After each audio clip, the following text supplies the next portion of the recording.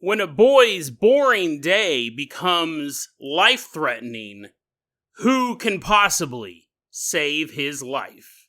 And then we travel to Portugal to take a look at the bizarre story of a man living in what he thinks is a haunted house.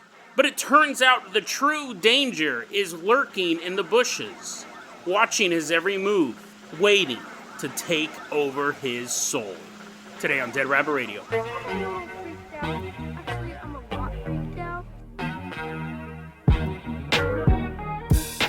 Hey everyone, welcome back to another episode of Dead Rabbit Radio. I'm your host, Jason Carpenter. I'm having a great day. I hope you guys are having a great day too. I hope you guys are having tons of fun.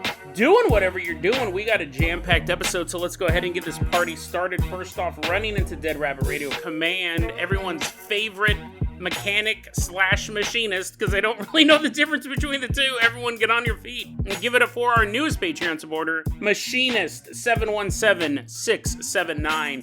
Woohoo, yeah, wee, haha, yeah. Big old Transformer man's all walking on in. You're like, now he's a robot?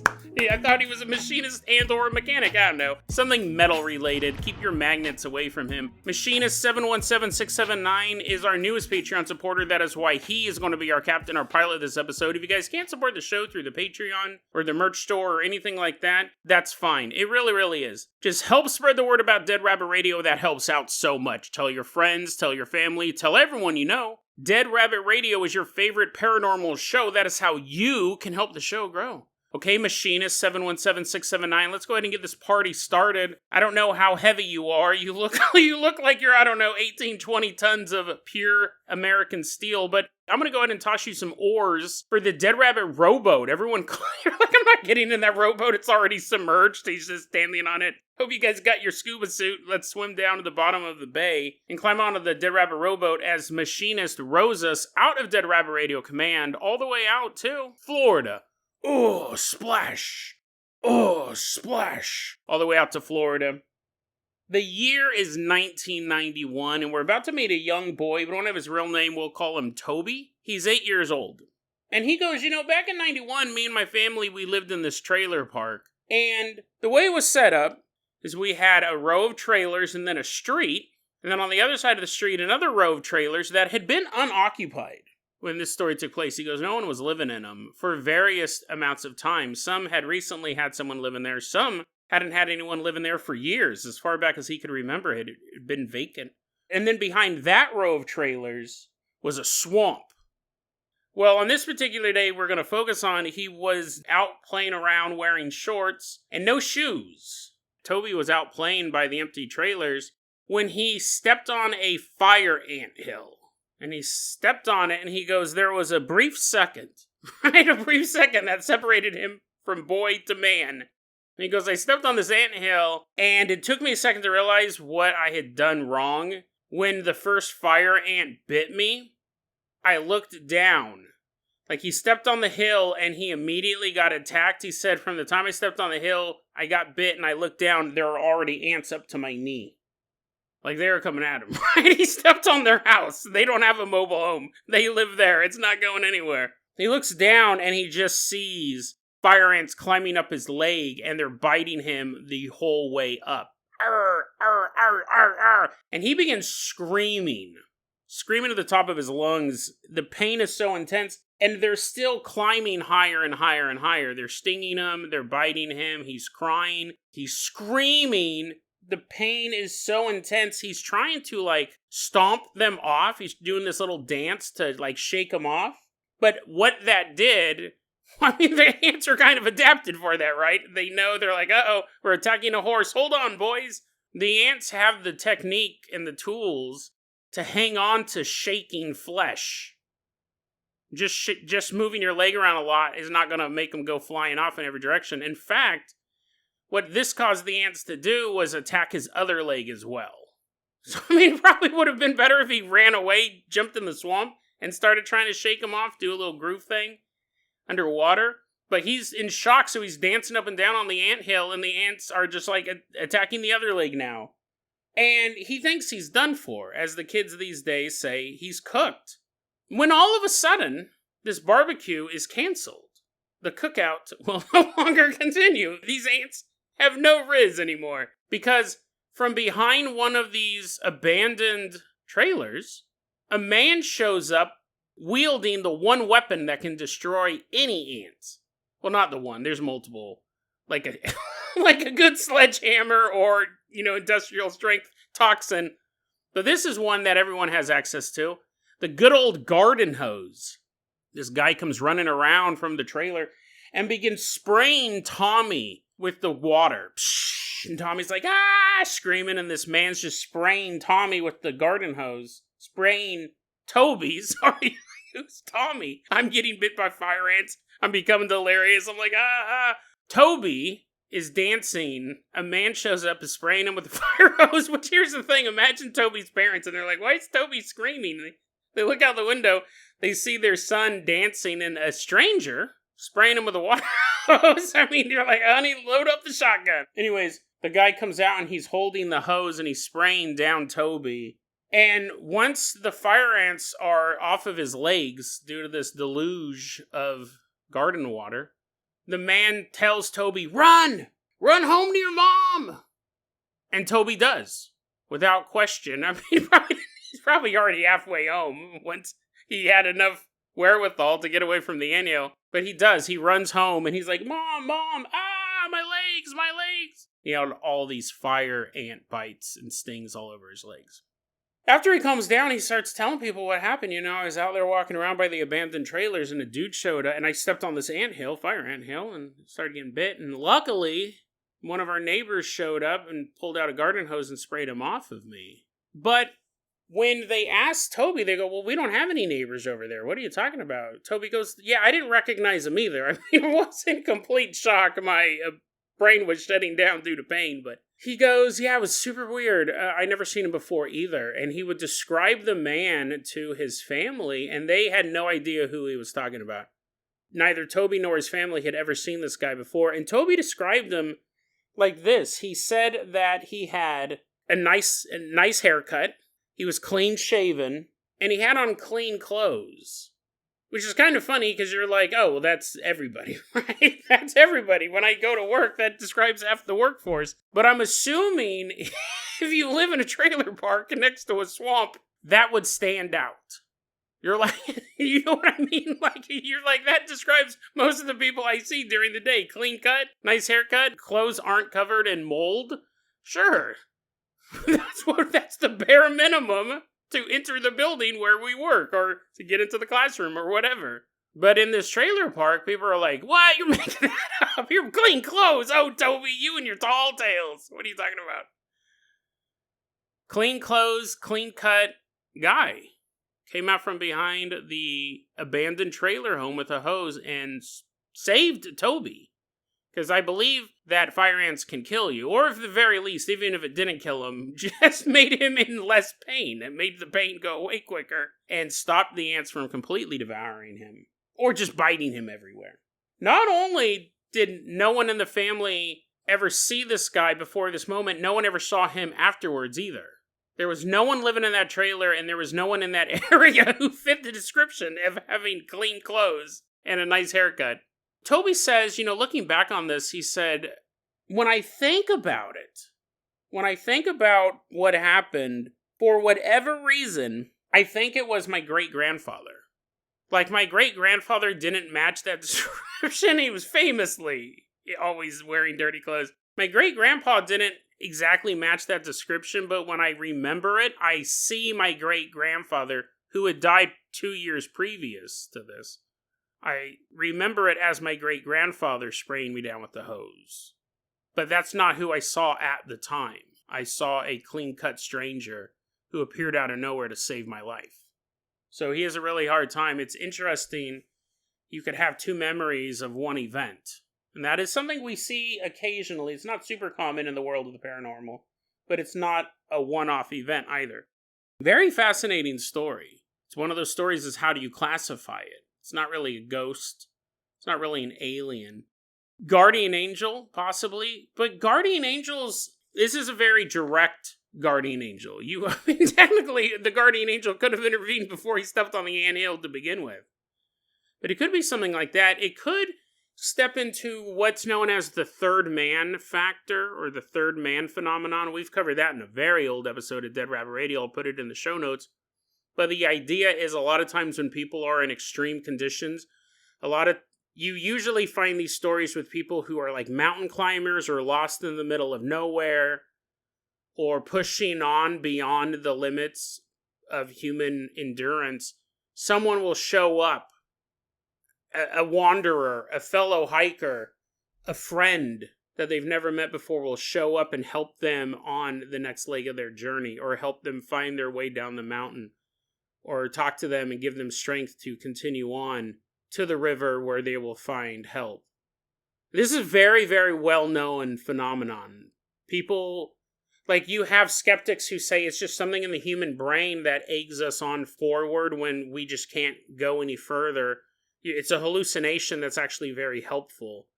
Other people prescribe a more paranormal route to take on this story, which obviously, I kind of lean more towards that way, because sometimes they seem to actually give useful information that the original hiker may not have known. But it could be some sort of survival mechanism in the human brain that's not really well studied, because most people don't push themselves to that limit in the first place.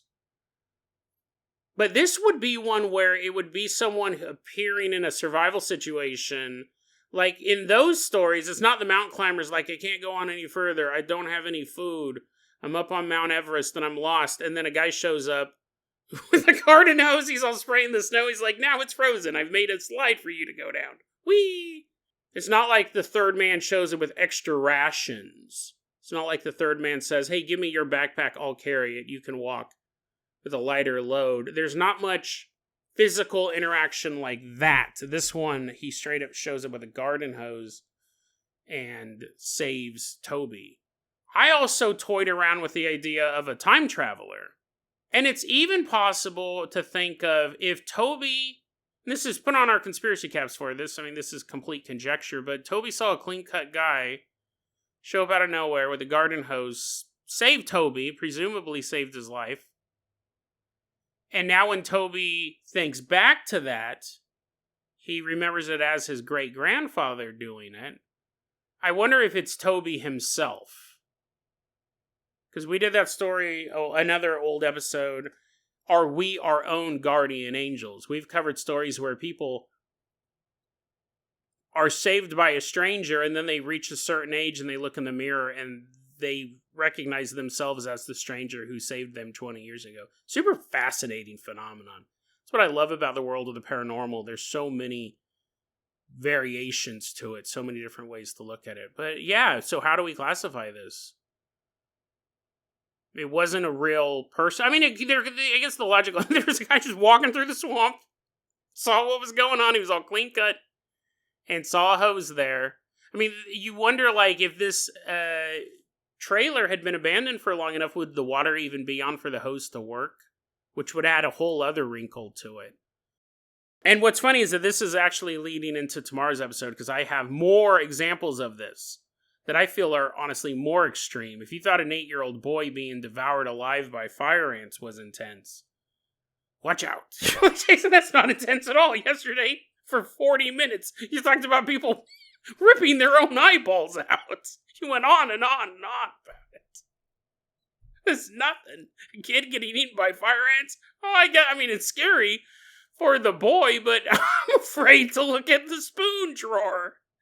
I haven't been able to eat ice cream since I heard that episode. I'm so afraid I'm going to scoop my own eyes out. Well, yeah, that was pretty extreme. Machinist 717679. I think I've memorized that number at this point. I did. Machinist 717679. Let's go ahead and toss you the keys to the world-famous Carpenter Copter. We're waving goodbye to Florida. You see a little fire ant. Little fire ant snuck aboard the Carpenter Copter. He's waiting for someone to step on him so he can call in reinforcements. We're leaving behind Florida. Why don't you fly us all the way out to Portugal? We're going to take a look at a story now that it's interesting for multiple reasons, but what I put at the top of my notes when I wrote this up was, when is a story not a story? And I'm not trying to be meta about it or anything like that. You'll see what I mean. This is a story that you might kind of go back and forth on. But very, very fascinating story. Super fascinating. Look at the story of a man. We don't have his real name. We're going to call him Tony. That would be confusing. I never know if two stories are going to be paired up together, so I can almost guarantee I'm going to call this guy Toby at least 4 or 5 times. You're like, wait, is this the fire ant guy? Wait, what? Fire ant guy lives in Portugal? What's going on? So I'll try not to. I never know what stories are going to go together. But this guy's name is Tony. I think it takes place in Portugal because he's posted on other parts of the internet regarding Portugal. So that's why I think it takes place there.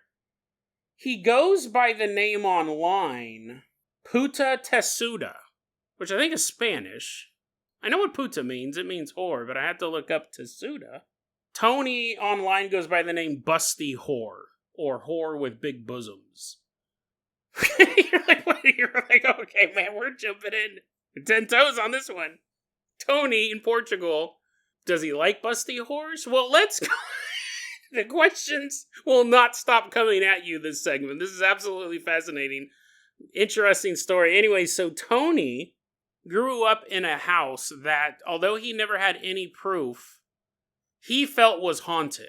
He said, as a child, I always believed that someone had died in the home.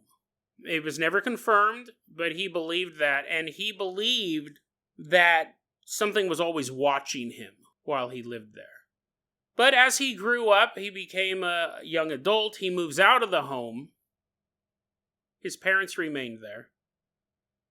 At a certain point, that house was torn down. And a new home was built on the same location. And his parents moved back into the new home. Eventually, his parents move out. And in 2018, Tony moves back in. So he's on the same lot that he grew up in, but a brand new home. And he goes, I came back to this home and I didn't feel anything weird. I didn't feel like I was being watched. I didn't have any sort of ominous feelings. Everything felt normal. So that's good. But in 2025, he's living in this home, this new home built on the old lot, and he starts to slowly feel that he's not alone in this home. He starts to feel like something has returned, and it's watching him. Toby has a British bulldog, who we'll call Dandy. And this was a very expensive dog. So what that meant was that it was a theft target. He knew that when he got this dog, that there was a chance that someone would steal it. When you buy like an expensive dog, someone might take it. But Tony has to make a decision because on the one hand, someone could always jump into his yard and steal his dog. But on the other hand, Dandy won't stop pooping all over the house. So, here's the thing, you're like, this dog did cost me $4,000, so I don't want to leave it outside. But on the other hand, my house is covered in feces. Like, what do you choose? I know what I would choose. The dog's going outside. If you get kidnapped, you're going to go poop in his house. I'd rather be out $4,000 than wake up and be ankle deep in poop. So, but anyway, he makes the same decision. So I guess me and Tony have that in common. He goes, I gotta kick you out, Dandy. There's just too much poop everywhere. I'm constantly cleaning up your feces. It's disgusting. So he ends up putting Dandy outside and he ties her to a tree over by the pool. Well, one night, Tony's trying to sleep. Dandy's barking all night long. Jason, have you ever been around a dog? Make the worst dog noises. It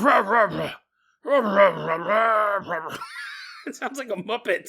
I don't know why. I could do a stereotypical bark, but each dog has a different bark, right? And since bulldogs don't really have a jaw, they can't go ruff, ruff, ruff, ruff, ruff, ruff, like a wolf.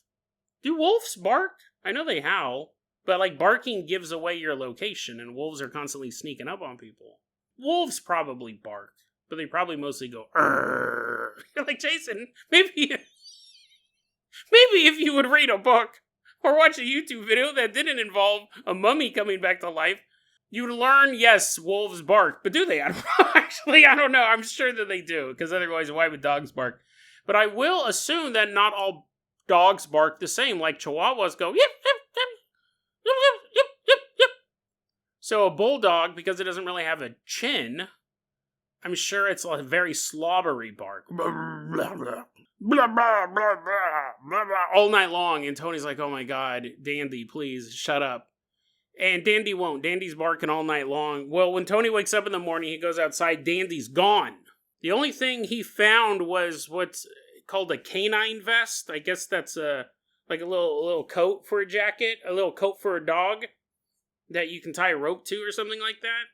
I don't know. I did look that up. I don't remember what it was. I looked it up. I go, oh, it's just a dog jacket. But anyways, long story short, he thinks somebody stole Dandy. He's looking all over. Dandy! Dandy, where are you? And then he finds Dandy. And then he finds Dandy. Like all dogs on Dead Rabbit Radio, eventually. They die. He finds Dandy dead. No! Tony screams. He's holding his dead dog.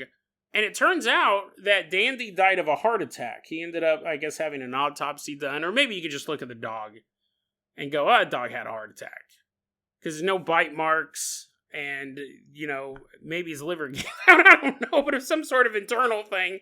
I think he might have had an autopsy done. Can you do that? Is because if I was a veterinarian, I'd go, oh, I can totally do that. It'll be $1,000. And then I just come out and say, yeah, your dog had a heart attack. It'll be $1,000. Dog's just laying back there. They're not going to open it up. I mean, they can't disprove whatever I say. There's not some sort of criminal investigation. Just be like, what do you think? You're the vet. You go, oh, I don't know. Before I start the autopsy, how do you think your dog died? And they're like, oh, I don't know. I think my dog had a heart attack. And you're like, okay, yeah. Let me go back in there and I'll do the autopsy. And then you just sit back there. You're just reading a magazine. Dog autopsies monthly. You're too lazy to do them yourself, but you love looking at the pictures. And then you get up after about an hour and a half. You're like, wow, you should be a veterinarian. You should be a veterinarian. The dog died of a heart attack. It loved you too much. And you're like, oh, here's $1,000. That'd be a good job, actually.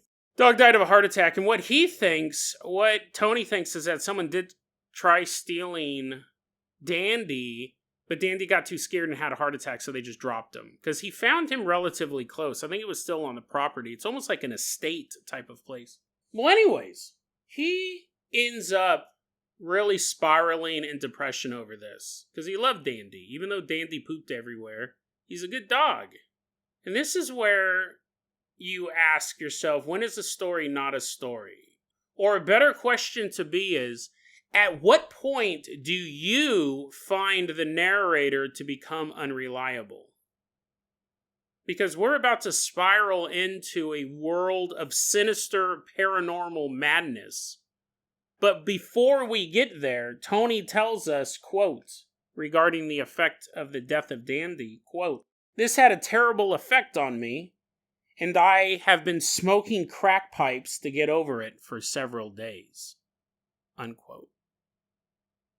Tony begins to become extremely paranoid about his own safety now. And he has these cameras set up. Again, I don't think he bought these. I think that this was kind of a estate area that had these cameras already. He begins to monitor live feeds for any signs of intruders coming onto his property. And while he doesn't see any burglars or dog thieves or anything like that, he does begin to see unclear, kind of blurry images moving around the property. He'd see something move past the bushes. He'd see something walk through the garden.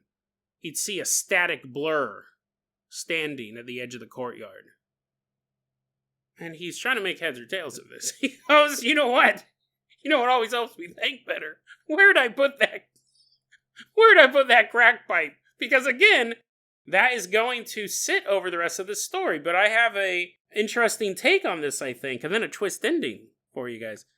This guy is addicted to crack cocaine. That's the twist. And it's not even a twist. It's a horrible, horrible disease. Well, anyways, He's seeing these blurry figures standing or walking around in the footage, and that's creepy enough, but one day with his own eyes, he looks outside one of the windows and he sees in the bushes right outside his house a pair of glowing eyes. And while he can just see the eyes, he knows exactly what it is. It's a succubus.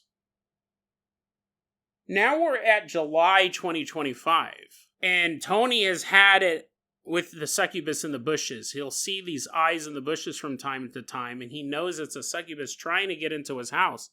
There's even the possibility that it wasn't dog thieves that killed Dandy, but it's this demonic spirit.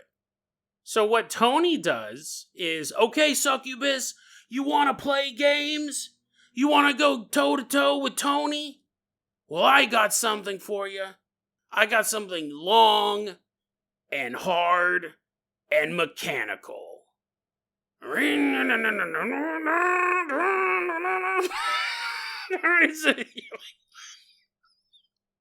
in the world? What is he talking? Imagine being this guy's neighbor. You're like, what is he talking about? Something. He's screaming about succubi, and he has something long, hard, and mechanical. He didn't actually say that, but I mean, he might have. He is a crack addict. I'm sure he said lots of crazy stuff. Anyways, he grabs a chainsaw, and he's like, I'm just going to chop down all the bushes, so the succubus can't hide in them anymore. I mean, foolproof plan. If it would work, it'd be kind of hard to explain if your parents ever come back to visit. They're like, Tony, what happened to my award-winning gardenias? And he goes, well, Mom, good news, bad news. One, the chainsaw worked. I know Dad was always wondering if it still worked. Bad news is I chopped down all of our shrubs because I think a sex demon was living in them.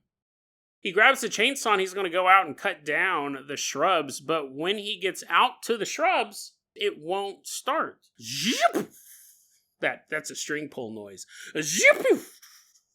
Zip! Everybody knows that noise. You're like, that's not what it sounds like. We've all tried starting motors, and we know what that sounds like when you're trying to start that lawnmower on a hot July day.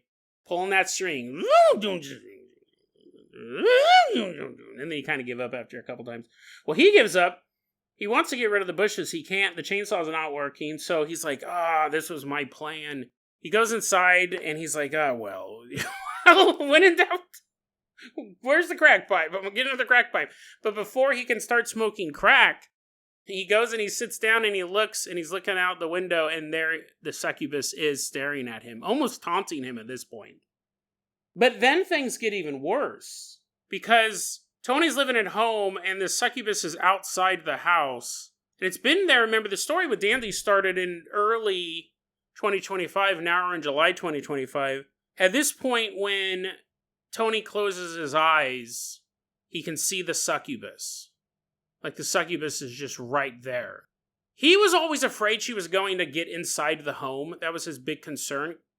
This sex demon was always standing outside the house. But now she's inside of his eyelids. And he just doesn't know what to do. This all-powerful demon has started to completely destroy him. And he goes, it's not just that. He goes, obviously now, I was always concerned the succubus would get into the house, and now I see her every time I close my eyes. He goes, when I look around the property, it's like a plague has descended upon all living things. He goes, the leaves of the trees have black spots on them now. The fruit that those same trees bear are blackened right off of the vine, or the stem, whatever the word is. He goes, my house is always messy. Paranormally messy. He goes, my house is always messy. That's paranormal too. It's like a plague has descended on the area. He goes, my personal life is a mess. Which, that could be paranormally created. Could be crack. Could be crack as well. You're like, oh man, why did I fail that drug test? You damn succubus. The doctor's holding your pee. He's like, what? We haven't even run the drug test yet. He's like, need to smoke more crack. You know what I mean? It's like, that can definitely... The fact that the fruit is rotting off the tree, it's probably not crack related. Unless you're smoking the crack under the tree. The fumes probably don't help. the personal life being a mess and your house being a mess, that's probably crack pipe related. He's like, that succubus has littered my floor with broken crack pipes. Ah, hell, why do you torment me so? He wonders, though, why he always saw the succubus outside the house, and now he sees the succubus when he closes his eyes. But he goes, I never see the succubus in the house. I've never been sitting on the couch and see the succubus standing in the kitchen, or I've never been walking down the hallway and seen the succubus standing just outside the closet. He goes, I never see it inside the house. I don't understand exactly what's going on here.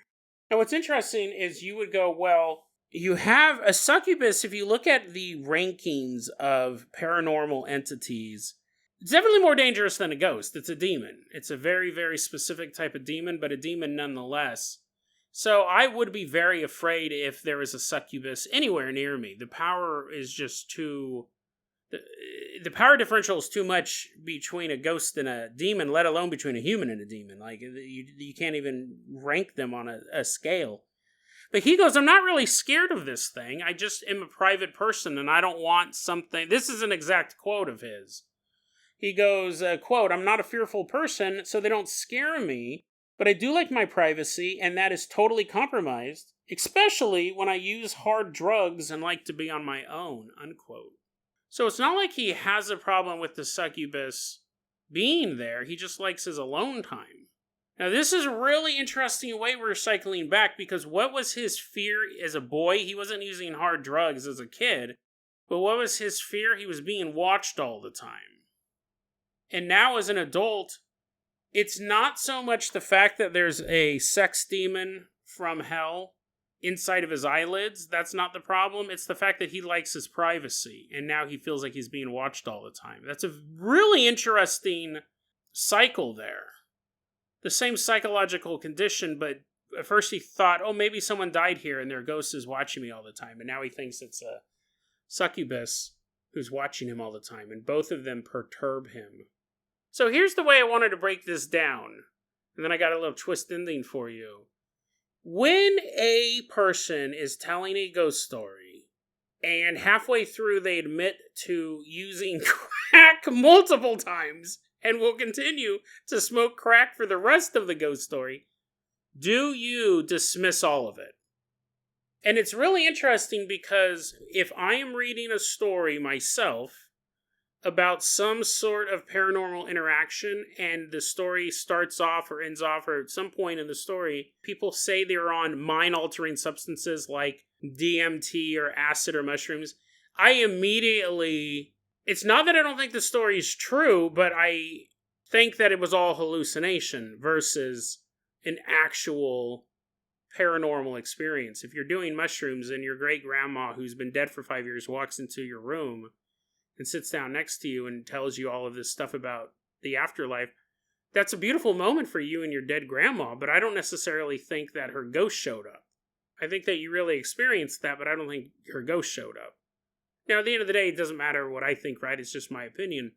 When it comes to drugs like methamphetamines or crack, to me, it does make the story suspect. I'm not going to say I'm not that big of a contrarian. I'm like, oh, that guy is a hardcore crack addict? I'll believe everything he says. No, I think that there are some drugs that are so hard it attracts demons. I think that you can be a crack addict and have a ton of hallucinations, and definitely a very messy house and a bad personal life. But I think things can be that heavy that it opens you up to demonic entities messing with you. There's a big connection, even between people who really, really, really love meth. They will say, oh no, it's super demonic, right? They're like, no, this drug, I love it, but it's super demonic. Satan must have made this, and if he didn't, he definitely likes it.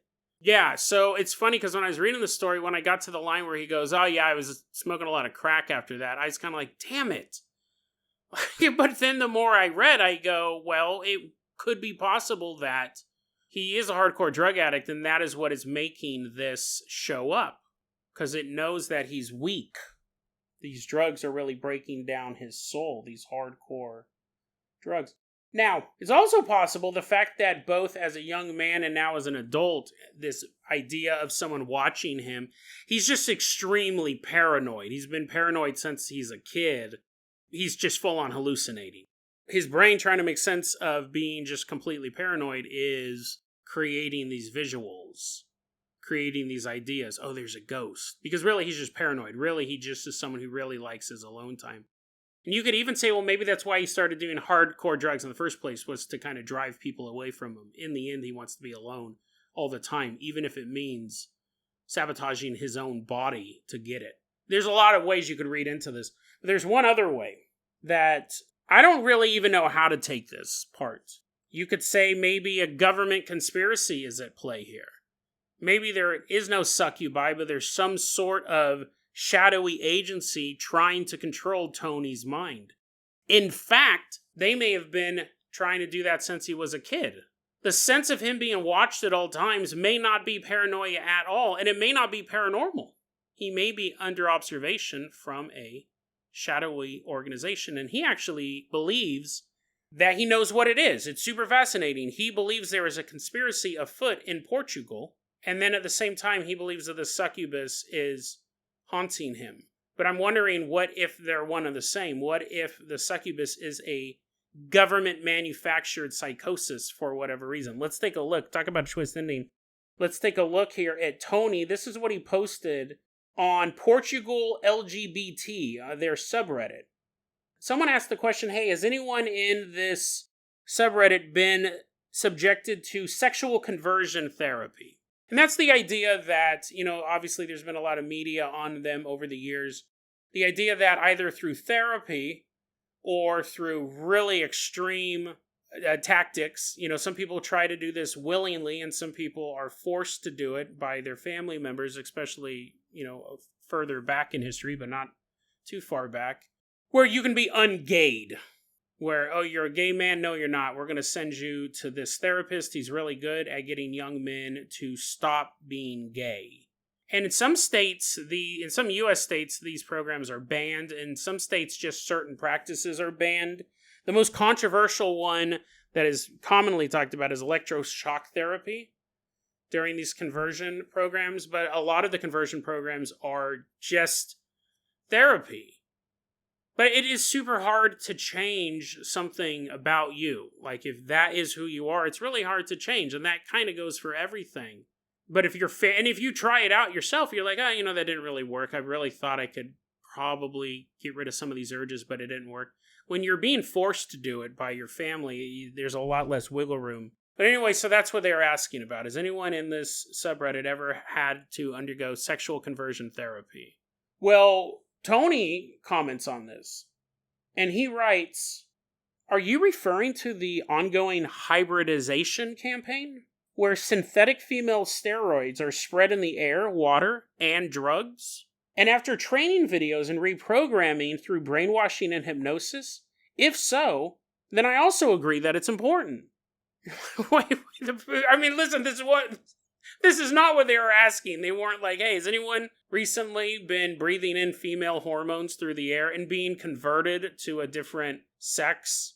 So you can imagine, they're like, wait, what? They're like, oh, a new comment on my subreddit. Let's see what it is. Let's continue, quote, and I confess that I was caught in the web and can't escape anymore. For many years, I tried to analyze the phenomenon without being affected myself. It was impossible. And I'm talking about overnight transformation. From alpha to beta. From dom to sub. From sub... You're like, Jason, slow down, bro. You're doing a story about a demon in the bushes. And now this guy's like, don't breathe the air. It only took one night for me to go from alpha to beta, from dom to sub. This is the part of the podcast where your boss walks in. He's like, hey, do you have the Johnson report? He's like looking at you being like, what are you listening to?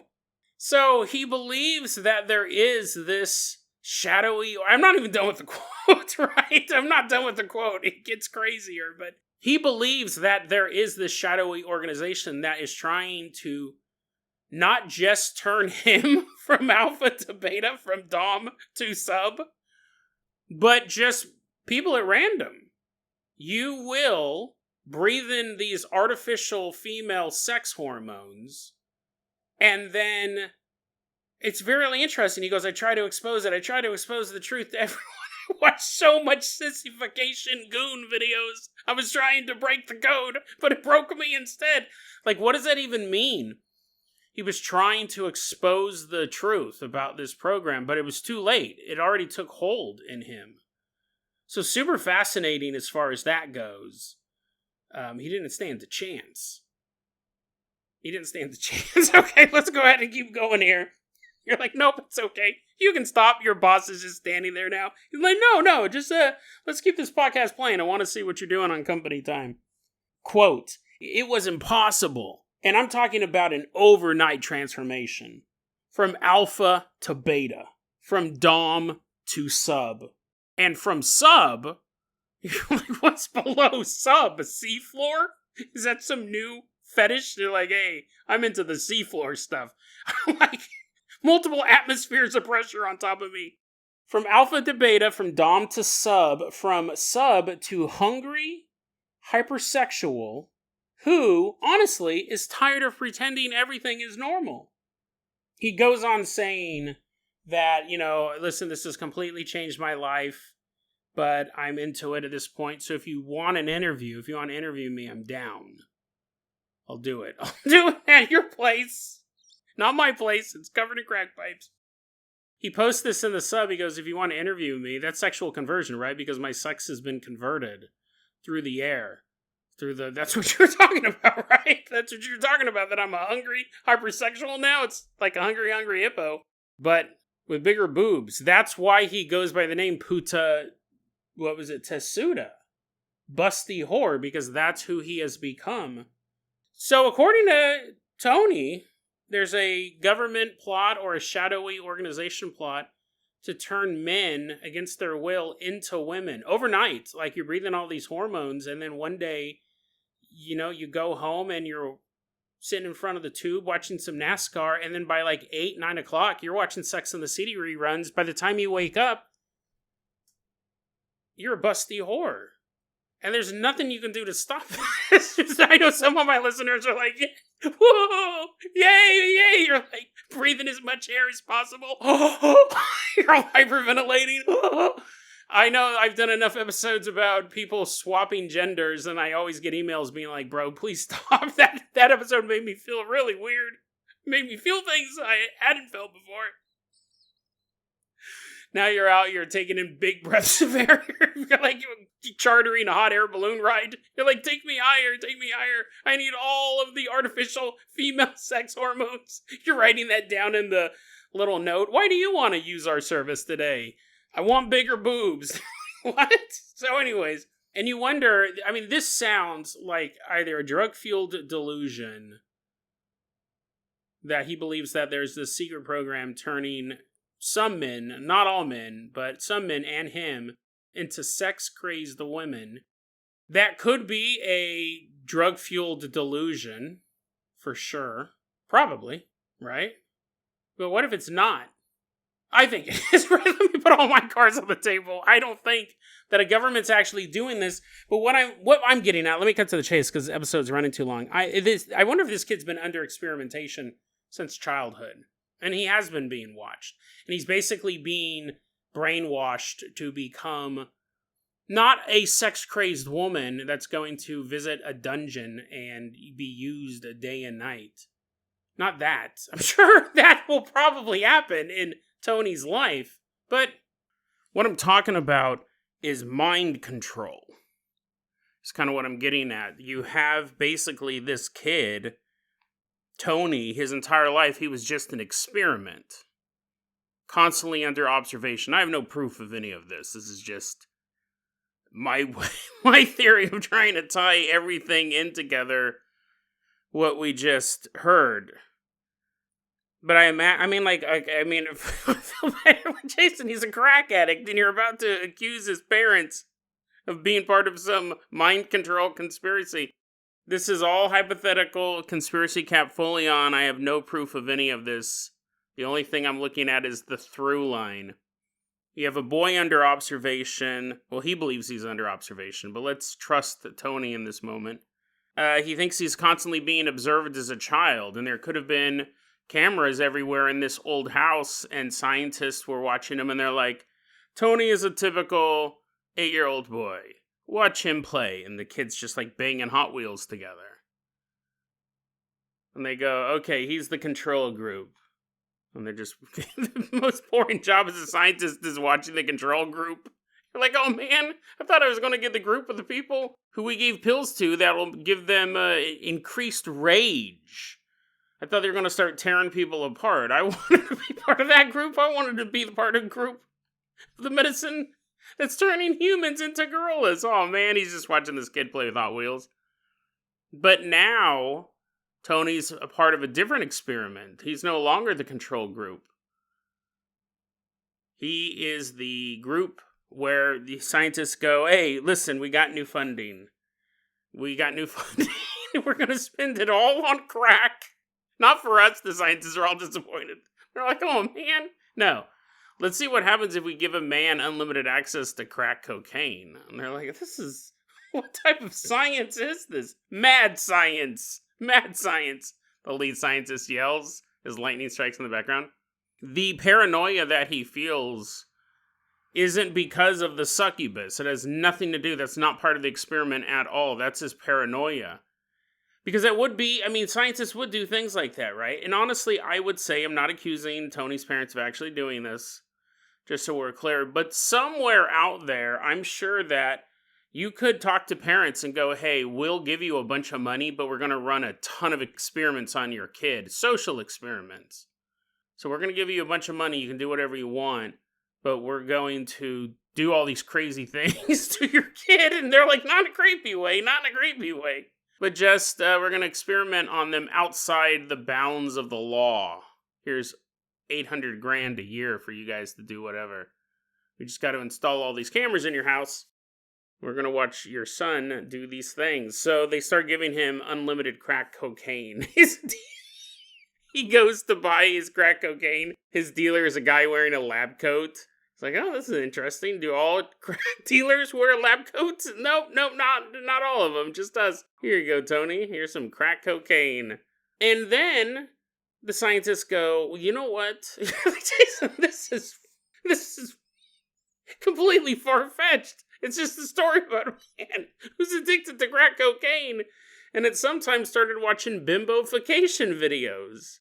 The scientists, that's the skeptical answer, but the scientists go, oh, we found out what happens if we give a man unlimited access to crack cocaine. They write down in their notes, he goes crazy. They go, now let's see what happens if we subject him to tons of bimbofication videos. And see, Tony thinks he's doing this all himself. He thinks he introduced himself to crack cocaine. But it was really his best friend in high school was another scientist in disguise. It was like 21 Jump Street. The scientist goes, hey, Tony, you're my best friend, but you know what best friends love to do together? Smoke crack. And Tony's like, huh? Well, now, years later, Tony's logging onto the internet, and he's looking for, like, a place to buy Godzilla t-shirts or reviews for the latest Star Wars movie. He's looking for stuff, and he types in Star Wars wrong, and it pulls up a bimbofication video. He types in star boobs. He's like, oh, my finger slipped. No, he actually spelled it correctly, but the scientists are like, okay, intercept that video of C-3PO talking to R2-D2 and put in the bimbofication video. And they're running these experiments on Tony. They're actually making him think he's making these choices, but in fact, it's this government control program that turned him into a crack addict, that turned him into a bimbo toy, is how he refers to himself. And it's really interesting because I looked through his profile because I was like, is he trans? Is Tony a trans woman? But no, it seems to be very clear in Tony's writings. He's a man during the day.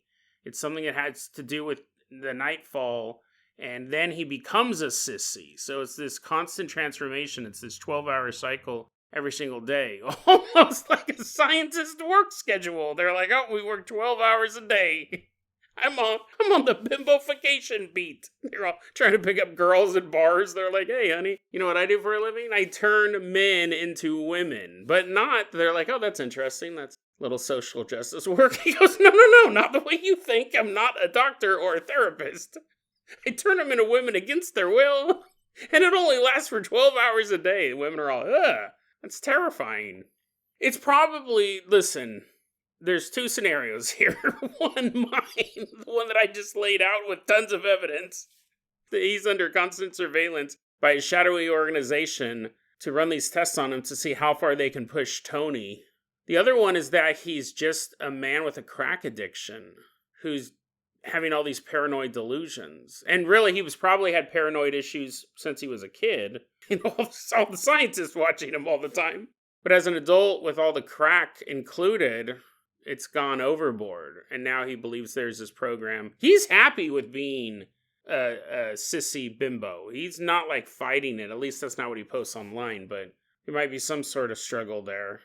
But he seems to be okay with it. But he does say that he didn't want it to happen at first. But now that it's happened, he's like, whatever.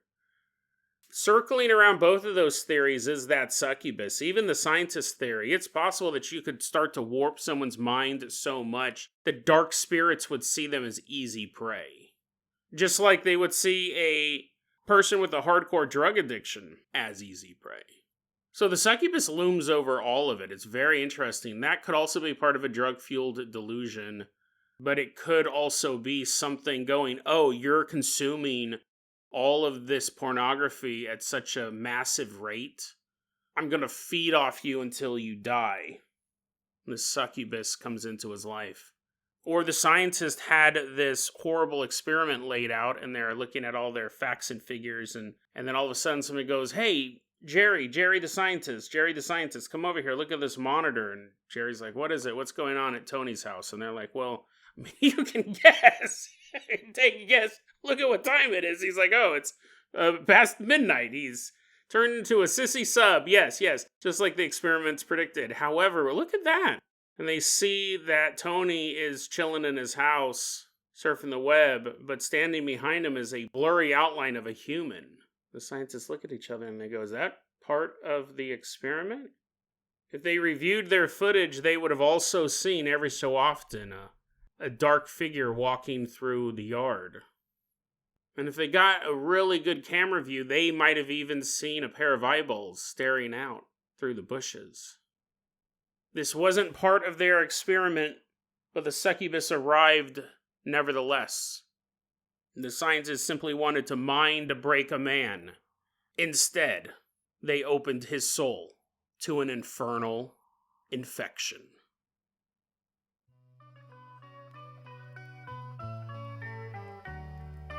DeadRabbitRadio@gmail.com is going to be our email address. You can also hit us up at Facebook.com/DeadRabbitRadio. TikTok is at Dead Rabbit Radio. Dead Rabbit Radio is the daily paranormal, conspiracy, and true crime podcast. You don't have to listen to it every day, but I'm glad you listened to it today. Have a great one, guys.